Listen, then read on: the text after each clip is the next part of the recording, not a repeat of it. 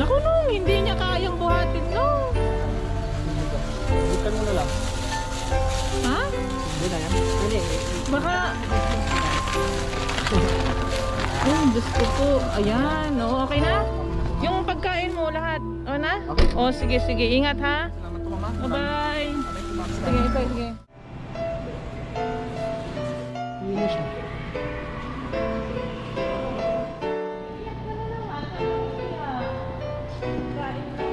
Laban lang.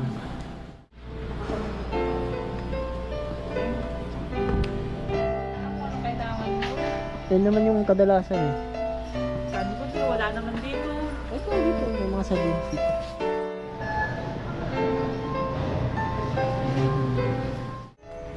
Naiiyak siya. Pag naiiyak po yan, ano ba? Nandito lang ako.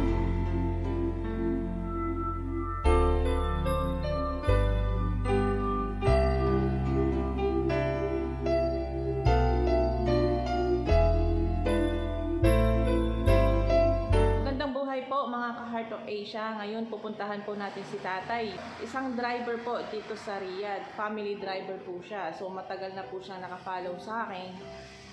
Matagal na rin siya nagme-message sa akin, nagmamakaawa na puntahan ko siya. So ngayon lang po ako nagkaroon ng time para puntahan po siya. So samahan niyo po ako. Tignan natin kung ano yung kalagayan niya kasi sinasabi niya na hindi na raw siya kumakain kasi sobrang diri ng sweldo niya. So tignan po natin guys kung ano po yung kaya nating ibigay. Meron lamang po akong paalala sa lahat po ng mga nagtatrabaho sa loob ng bahay. Bawal po yung bibisita ang inyong kaibigan. So pag halimbawa na meron kayong mga kaibigan na gustong bumisita sa inyo, ipaalam nyo muna sa inyong mga amo. Bawal din po yung mag-order online na malalaman yung address kung saan kayo. Kailangan din yung ipaalam sa inyong mga amo. Lahat po kailangan ipaalam sa inyong mga amo. Kasi po hindi po natin alam yung mga batas nila dito. Maya-maya bigla na lang sasabihin nila, ipapakulong kita kasi may ginawa kang mali. So mag-ingat-ingat po tayo sa mga ganyan kasi kasi na rin po sa mga na-encounter ko, ipapakulong daw sila kasi nga yung address ng bahay ng amo niya, binigay niya sa kaibigan niya. So kailangan po ipaalam po lahat sa amo. Tara guys, samahan niyo po ako.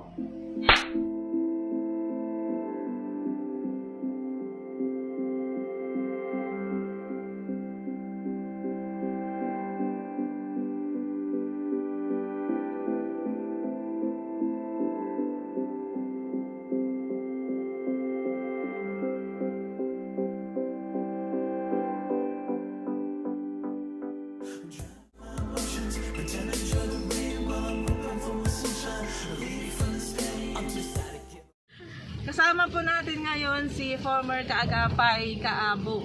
So, sinamahan niya po ako para puntahan po namin si Tatay, isang driver po dito sa Riyadh na matagal na po nagme-message sa akin. Sinasabi po niya na kailangan daw po niya ng tulong ko kasi wala na daw po siyang makain. Sobrang delay po ng sweldo.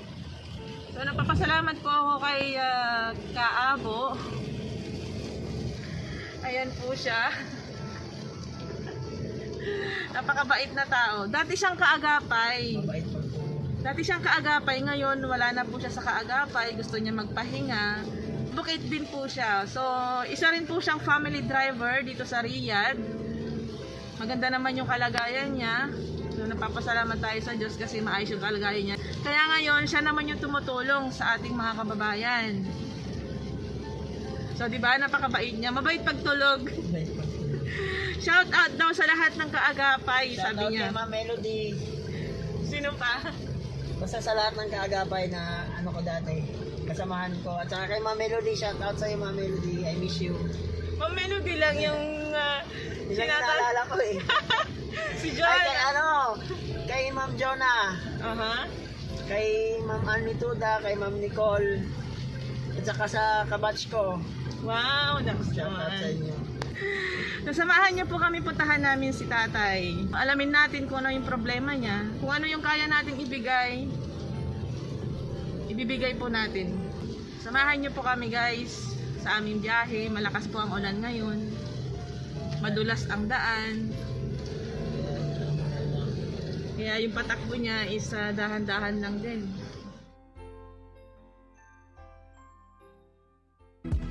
Now I don't need you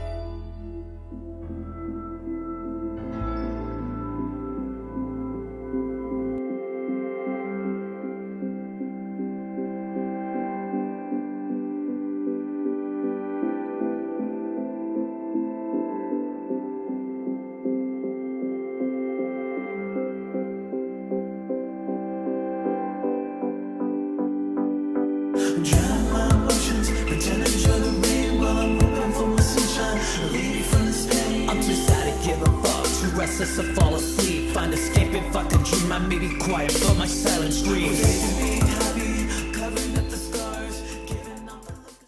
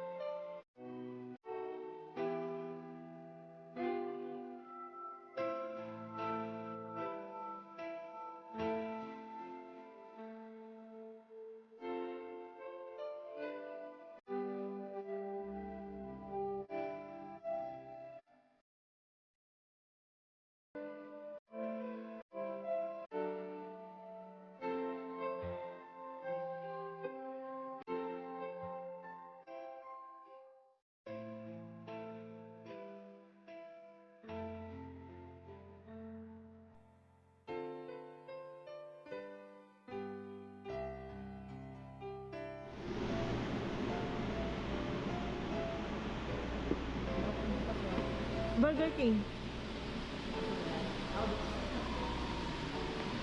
Wala naman kami sa Burger King.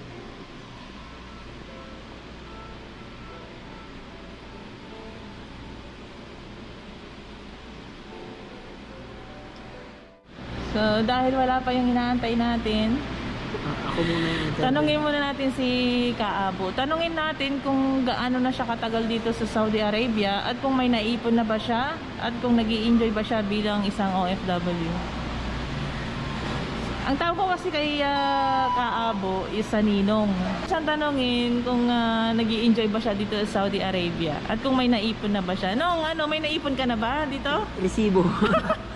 Walang ano. Oh, ito resibo lang. Wala kang naipon? Wala. Pero nakapaggawa na ng bahay, ganun. Pero hindi pa tapos. Meron ka namang napupuntahan yung ano mo. Meron yung sa yun nga sa bahay. Pero hindi pa siya tapos. So Sa loob nag-i-enjoy. ng 3 years ko, Aha.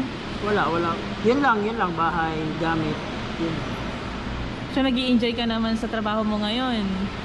Sa ngayon, oo. Pero di naman maiiwasan minsan. May yung homesick natin. Di naman Oo, maiiwasan. kasama yun sa bilang isang OFW, di ba?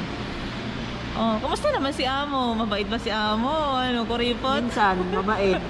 Pag walang topak, kuripot. Ngayon, ko kuripot. Kuripot. Ganun naman talaga ugali nila, di ba? Pero minsan, pag may mga okasyon lang, ngayon ng Ramadan, yung 2 holidays, yung 2 Eid, minsan nagbibigay. Nagbibigay talaga sila. Kahit pa paano. Dati nagbibigay ang amo ko ng tigpa 500. Ngayon, yung last 100 na lang. Bakit mo pala naisipan na maging advocate nung? Hindi, dati naman kasi wala pa ako sa Kagapay. Nasa Pinas pa ako. Nag-a-apply 2019. Dati na akong advocate sa dati sa Katuwang OFW. Ewan ko lang kung active pa sila ngayon. Meron kaming page na Katuwang ng OFW. Meron talaga. Meron ka, dati ka na pa talagang Dati na akong advocate. Sa Pinas pa ako, dati na akong advocate. So ano yung pakiramdam, Ninong, na nakakatulong ka sa kapwa mo? Parang yung pakiramdam mo masaya kasi nakakatulong ka. Kahit hindi ka man makatulong sa kahit hindi ka makatulong sa financial, at least yung yung mapaabot mo man lang yung problema nila sa ating sa polo, sa ating gobyerno. Sa gobyerno natin. Kahit paano pag natutulungan napapawi, kahit yung tayo lang yung daan na tayo lang Makawi yung sila. kasi yung iba nating kababayan, pag may problema hindi sila agad nakaka-direct sa ating minsan naghahanap sila ng iba kagaya naghahanap sila yung mga advocate, makakasagot agad. makakasagot, kasi sa dami ng nanghihingi ng tulong, hindi naman agad ma-accommodate yan ng tama ng ating Ninong. gobyerno Kaya nga may advocate, di ba? Kasi parang doon sila dumadaan para mapaabot yung mga problema. Masarap sa pakiramdam pag nakakatulong ka, pag alam mong ano. Pero kahit yun lang. nung naka-encounter ka na ba ng mga distress or yung mga OFW na humihingi sila ng tulong sa'yo tapos hindi mo sila natulungan, yung sinasabihan ka ng hindi kayo makatulong? Oo, marami yan. Marami. Lalo na nung nasa ano na talaga ako. Pero pag nasa ganun na nakaka-encounter ka ng ganun, ano yung response mo sa kanila? Wala, hinayaan. Yung mga ganun, hinayaan syempre. Minsan may mga ano kasi, yung sa isip nila kasi, Aha. parang wala na sa ayos yung ano nila eh, yung iniisip O, parang- nila na Parang nagkakaroon na sila Oo. ng depression. Yung ganun. Oo. kasi yung gusto nila, dapat yung gusto nilang ipagawa sa yun yung gawin mo. Eh, syempre limitado lang yung ano natin eh. So naiintindihan mo lang Oo. sila ganun. Hindi mo rin Hinahayaan, oo, hindi hinahayaan mo. Hayaan mo na lang. Hindi mo sila inaaway. Hindi. Oo. Minsan may mga ano, hindi mo naman mapigilan yun, pero dapat pigilan mo sarili mo, lalo na pag ganun kasi maintindihan mo din yung kalagayan nila kasi siguro yun na lang yung nasa isip nila na ano, wala na silang ibang choice eh. Oo. Yung isip nila ganun na eh. Yung mindset nila eh, Yung ganun mindset na. nila. Oo. Hindi ka nakakatulong, ganun, ganyan, wala kang kwenta. Marami na. Ano ang last question nung? So dahil 'di ba nagpahinga ka sa Kaagapay? Oo. So ano yung gusto mong sabihin sa mga kasama mo sa Kaagapay? Ano? Ayaw mo bang kumustahin si Kabong Concha? Oo nga, shoutout nga pala kay Kabong Concha. Nagpapasalamat din ako dahil sa pagpasok ko sa Kaagapay. Marami din akong natutunan. Aha. Kahit papaano marami tayong na-assist ng mga distress Aha. na humihingi ng tulong at nagagabayan din tayo ni Kabong sa paano sila harapin ganun. I-shoutout nga pala kay Kabong, kay Ma'am Shi, Aya, kay Sir Orly, kay Sir Raymond, at kay Ma'am Melody. 'Yon, kay Ma'am Jonah, kay Ma'am Ann, kay Ma'am Nicole, at sa kabatch ko sa Kaagapay. Nagantay kami ng halos 20 minutes. Wala pa rin si tatay. Kaya naisipan ko na itong tawagan para tanungin kung asan na siya. Hello po? Nandito po kami sa second floor. Akyat ka po dito. Sige po, antayin ka po namin. Pagkakita ko pa lang kay tatay, lumuluha na siya. Kaya agad ko tong pinaupo para tanungin kung ano yung mga problema. Ayon sa kanyang salaysay, siya ay bago pa lang dito sa Saudi Arabia kaya hindi pa niya alam yung mga kalakaran dito. Si tatay ay nagtatrabaho bilang isang family driver dito sa Riyadh. Dahil first timer siya sa abroad, naninibago siya sa mga tao lalo na yung mga pakikitungo sa kanya. Dahil family driver si tatay, kung wala siyang biyahe, kung ano-anong pinapagawa sa kanya ng kanyang amo. Ang masakit pa doon, iba ang trato ng kanyang among babae at lalaki. Lagi siyang pinagbibintangan, lagi siyang sinisigawan at lahat ng ginagawa niya ay mali. Habang kinikwento ni tatay yung mga naranasan niya ngayon sa kanyang amo, hindi matigil-tigil ang kanyang pagluha. Naluluha si tatay sa kanyang sitwasyon dahil pag may nasisira sa sasakyan na kanya minamaneho, lagi itong kinakaltas sa kanyang sweldo hanggang wala na itong matira sa kanya. Bukod doon, ang sweldo niya hindi binibigay sa tamang oras o sa tamang araw. Kaya lagi itong kinakapos sa pagkain o sa mga pambili niya ng pangangailangan niya. Yung nangyayari sa kanya ngayon ay hindi alam ng pamilya niya dahil ayaw niya mag-alala ang kanyang pamilya. Ang sahod ni tatay ay 1,500 SAR. Kinakaltas pa siya sa mga sahod niya, pambili niya ng load buwan-buwan, pagkain niya at padala sa pamilya ay hindi talaga kasya. Lahat ng mga pangangailangan niya ay siya ang bumibili. Binibili niya sa kanyang sweldo. Tinanong ko si tatay kung nag-report na siya sa kanyang agency. Oo daw, nag-report na at sabi lang ng kanyang agency ay magtiis lamang hanggang matapos ang kontrata niya at makauwi ito. Kinausap ko si tatay kung gusto niya magreklamo. Ang sabi niya sa akin, titiisin niya muna hanggat kaya niya dahil mahirap daw pag nagreklamo siya, baka gawan siya ng kwento at lalo siyang hindi makauwi. Dahil ayaw magreklamo ni tatay, ang ginawa ko na lamang na tulong para sa kanya, binili ko siya ng grocery para may pagkain siya araw-araw, at saka binigyan ko rin siya ng konting financial para may gagastusin siya pag may kailangan siya. Tinanong ko siya kung gusto niya na bang umuwi. Ang sabi niya, titiisin niya muna kung ano yung trato sa kanya ng kanyang amo. Dahil pag umuwi siya, wala siyang trabaho dun, gutom pa rin ang aabutin ng kanyang pamilya. Sinabihan ko si tatay na pag may katwiran siya, pwede naman siyang mga twiran dahil siguro first timer natatakot pa ito. Kung alam mong may paglabag si amo sa iyong kontrata, pwede naman po tayong mga twiran. Huwag po tayong papayag na parang binili po yung buong pagkatao natin. Habang nag-uusap kami ni tatay, nakikita ko yung cellphone niya, tawag ng tawag ang kanyang amo. Dahil yung pagpunta niya sa mall, ay sumaglit lamang siya para makita ako at para makuha or para maibigay yung mga pinangako kong tulong para sa kanya. Dahil si tatay ay matagal nang nakafollow sa akin, matagal na rin nagme-message sa akin, at minsan nagpo-forward din siya ng mga voice message na umiiyak siya na hindi na raw niya kaya. Minsan, isang araw, wala talaga siyang kinakain. Pero nakikita natin sa katawan ni tatay na masigla. Pero iba yung itsura niya. Parang depressed na siya. Sobrang stress na. Pinakita pa niya sa akin ang kanyang cellphone. Nalalaglag na yung LCD ng kanyang cellphone. Kaya naisip ko, bago ako umuwi ng Pilipinas, gusto ko siyang bilhan ng cellphone para naman may magagamit ito. Pinagsabihan ko na lamang siya na huwag siyang susuko dahil ang buhay abroad ay napakahirap. Kailangan niyang lumaban para sa kanyang pamilya. Dahil nagmamadali si tatay, naisipan ko na lamang umorder ng Burger King para may pagkain siya pagdating sa kanyang tinutuluyan. Nung pagkakita ko kay tatay, nakikita talaga sa mukha niya na depressed na siya. Sobrang stress sa kanyang trabaho. Sobrang nahihirapan sa kanyang trabaho. Hindi naman siguro sa trabaho siya nahihirapan, kundi sa pakikitungo siguro sa kanyang amo.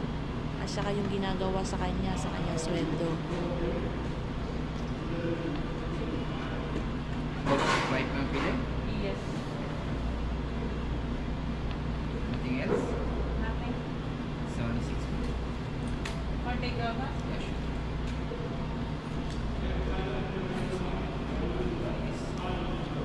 This helps it. Kasi go ako ng grocery. Habang papunta kami sa grocery, pinagsabihan ko si tatay na laban lang sa hamon ng buhay. Inakbayan ko siya at sinabihan kong, tay, huwag susuko para sa iyong pamilya.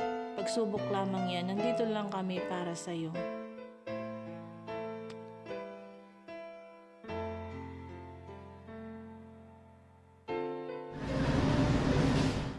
Yung bigas mo ano? Kinakain mo doon Pag, Yung binigay nila dati na sako na bigas na... ano yun, yung perang anong pagkain yun, yung malambot yan, yan yung binibili ko eh, AAA. Ayun, umagwag bigas. Sigurado ka nung ano kailangan mo? Yan naman yung kadalasan eh. Kano ko wala naman dito. Ito, dito, may mga sardines dito. Saan? Ba't walang sardines? Wala.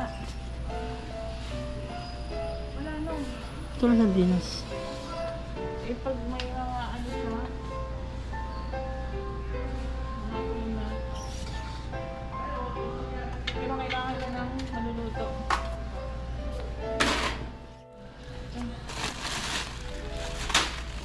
Tsaka yung Indomie na may sabaw. Saan? Yung green. Ito? Yan, yung green. Ito. Oo. Yan yung pinaka...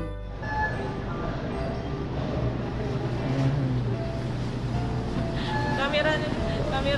Saan yung Frozen Ninong? Ang cameraman ko si Kagapay, Abo, Ninong Abo. Cameraman muna ako.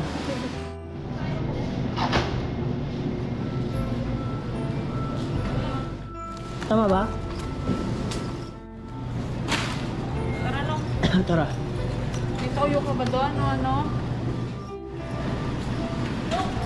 Ano? Yun sa ano na lang, para diretso na.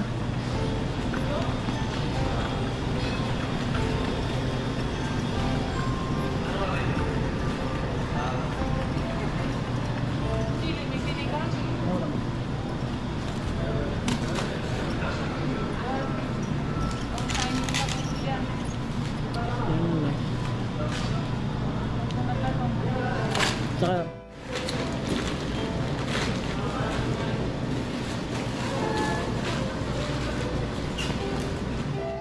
Habang hinihintay namin si Ninong Abo kasi kinuha niya yung Burger King na in-order namin para sa kanya, walang tigil sa kakaiyak si tatay. Hindi ko alam kung papaano ko siya patatahanin. Hindi ko alam kung anong klaseng tulong ang may bibigay ko sa kanya para mabawasan yung pagka-stress niya. Pero lagi ko naman sinasabi kay tatay, kung kailangan mo ng tulong ko tay, i-message mo lamang ako. Kung gusto mong magreklamo, i-message mo lamang ako. Dahil nga first timer si tatay, ayaw niyang magreklamo. Kaya nirerespeto ko ang kanyang desisyon. Pero nandito ako para gabayan siya at i-monitor siya lagi. Pagkatapos namin i-grocery si tatay para sa mga pagkain niya, inabutan ko ito ng konting tulong para may gagastusin siya pang araw-araw pag may kailangan siya. Kinuha ko rin ang address nila at pangalan ng kanyang pamilya para pag halimbawa na meron akong konti, pwede kong padalhan yung kanyang pamilya dahil nag-aalala siya sa kanyang mga anak. Dahil umuulan nung nakita kami ni tatay at medyo madami ang kanyang dalahin, naisipan naming ihatid si tatay malapit sa kanyang tinutuluyan.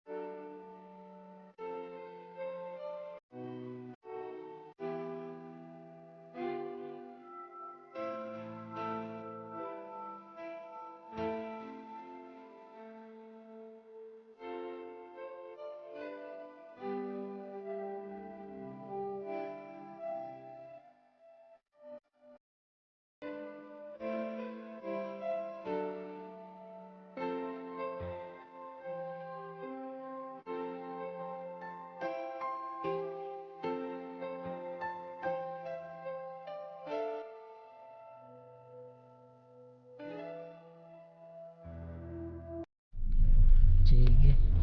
Madadala mo lahat yon? Apa kayo? Sige, mag-iingat.